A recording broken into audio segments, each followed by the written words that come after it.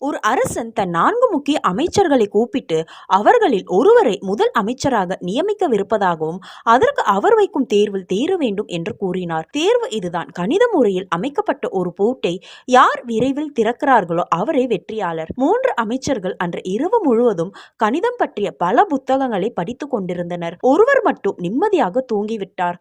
மறுநாள் காலை அரசவையில் பூட்டு கொண்டு வரப்பட்டது. பூட்டின் அமைப்பு எல்லோருடைய படபடப்பையும் அதிகரித்தது. ஓலைச்சுவடிகளை கொண்டு வந்திருந்த 3 அமைச்சர்கள் அவற்றை முன்னும் பின்னும் புரட்டி பார்த்தார்கள். ஆனால் அப்பூட்டை திறக்கும் வழி அவர்களுக்கு தெரியவில்லை. இரவில் நன்கு தூங்கிய அமைச்சர் மெதுவாக எழுந்து வந்து பூட்டை நன்கு ஆராய்ந்தார். கூர்ந்து கவனித்ததில் பூட்டு பூட்டப்படவே இல்லை என்பது அவருக்கு புலனாயிற்று.